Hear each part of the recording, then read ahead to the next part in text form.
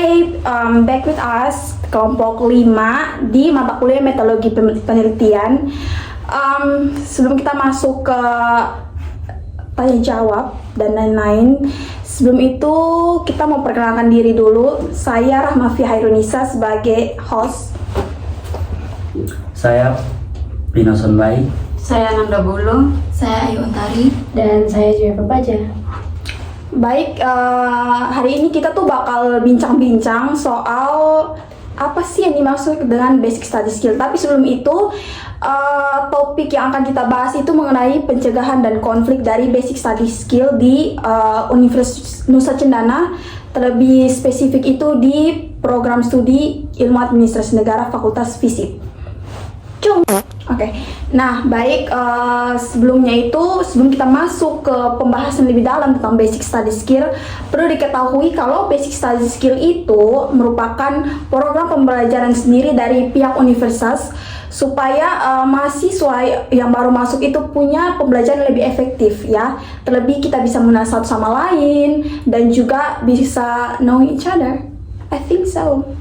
Oke, so hari ini kita tuh sudah kedatangan 4 tamu di sini. Hai guys. Hai. Dan pembahasan kita di sini lebih spesifik tentang BSS dan juga konflik. So sebelum itu saya mau tanya kepada narasumber, kenapa sih teman-teman sekalian memilih topik ini? Oke, baik. Jadi tentu kalau kita melihat bahwa dalam kegiatan BSS itu ada banyak dinamika yang terjadi. Jadi dari beberapa observasi awal kami menemukan bahwa mahasiswa itu sering menghadapi tantangan dalam bekerja sama, terutama ketika berasal dari program studi yang berbeda. Karena itu di sini kami dalam penelitian ini kami tertarik untuk meneliti lebih dalam mengenai faktor penyebab konflik, terus bagaimana mencegah atau menyikapi konflik, serta metode pencegahan yang dilakukan serta penanganannya.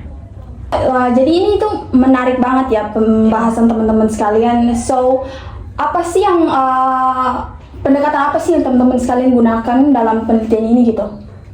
Baik, di sini kami menggunakan metode penelitian kualitatif dengan pendekatan deskriptif.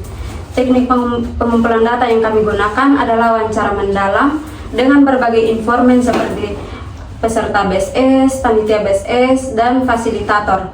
Kami ingin memahami pengalaman mereka secara lebih mendetail terkait konflik yang terjadi serta solusi yang mereka terapkan. Jadi teman-teman sekalian itu turun langsung ya ke lapangan? Iya. Dan juga teman-teman sekalian sendiri tuh mencari informan gitu? Iya. Kalau boleh tahu sekiranya berapa informan yang teman-teman sekalian dapat nih? Ada sekitar 5 informan. Dan kalau boleh tahu sih sebenarnya apa sih faktor utama yang menyebabkan gitu terjadinya konflik di BSS ini?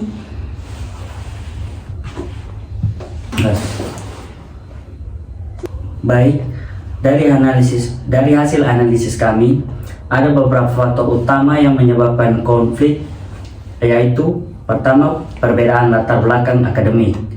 Yang kedua, kurangnya komunikasi yang efektif dari beberapa peserta BSS tersebut.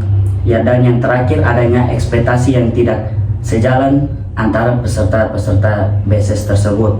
Selain itu, tekanan akademik juga menjadi salah satu pemicu konflik yang cukup sering terjadi di BSS tersebut. Masuk akal banget ya kalau dari sisi penanganannya.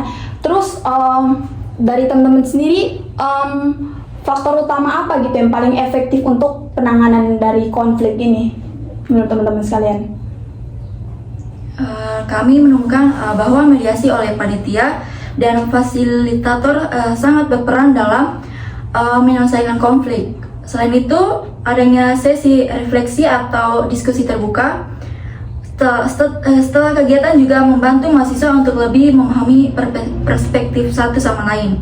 Pendekatan rekonsiliasi juga cukup efektif karena tidak hanya menyelesaikan konflik, tetapi juga memperkuat hubungan antar prodi. Oke, baik. Setelah mendengar dari narasumber tadi, ini menurut merupakan suatu topik yang menarik ya. Maksud saya kayak setelah mendengar wawancara ini kita jadi tahu gitu bahwa konflik dalam BSS ini bukan sesuatu yang perlu kita takuti, tapi itu lebih ke sesuatu yang harus kita kelola dengan baik.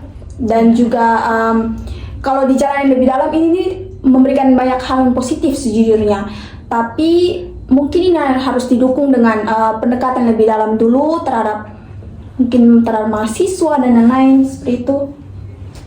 Nah, oke, jadi di sini kita tuh udah menyiapkan tips dan trik yang mungkin bisa diterapkan ketika kita menghadapi konflik seperti ini. Nah, yang pertama itu ada komunikasi yang terbuka, di mana kita itu jangan takut untuk menyampaikan pendapat kita atau karena kita tuh kadang merasa tidak sopan jika berbicara dengan senior kita begitu. Terus yang tips yang kedua itu jangan langsung bereaksi emosional, atau kita ambil waktu sejenak untuk memahami situasi kita terlebih dahulu sebelum merespon konflik tersebut. Dan tips yang ketiga itu gunakan mediasi. Nah, ini salah satu hal yang kita anjurkan untuk para mahasiswa dengan para panitia itu, jika konflik itu mulai membesar, kita akan akan lebih baik itu kita ajak pihak ketiga itu seperti fasilitator atau panitia itu untuk membantu secara solusif gitu. Kemudian tips yang keempat itu fokus pada solusi kita, bukan kita malah saling menyalahkan satu sama lain sehingga terjadinya adu mulut dan sebagainya. Itu yang penting itu jangan terjebak dalam mencari siapa yang salah gitu, tetapi fokus pada bagaimana kita dapat menyelesaikan masalah itu. Dan yang terakhir itu adalah bangun empati dan toleransi, saling coba untuk memahami perspektif dari masing-masing orang, jangan hanya mau menang sendiri. Dan yang paling pertama adalah kita harus menghargai latar belakang perbedaan kita dari prodi yang berbeda-beda, seperti itu. Oh my god, udah nggak terasa kita udah di ujung acara dari podcast hari ini. Terima kasih buat teman-teman sekalian yang udah berbagi ilmu dan juga berbagi hasil dari wawancara teman-teman sekalian yang udah turun ke lapangan. Thank you so much.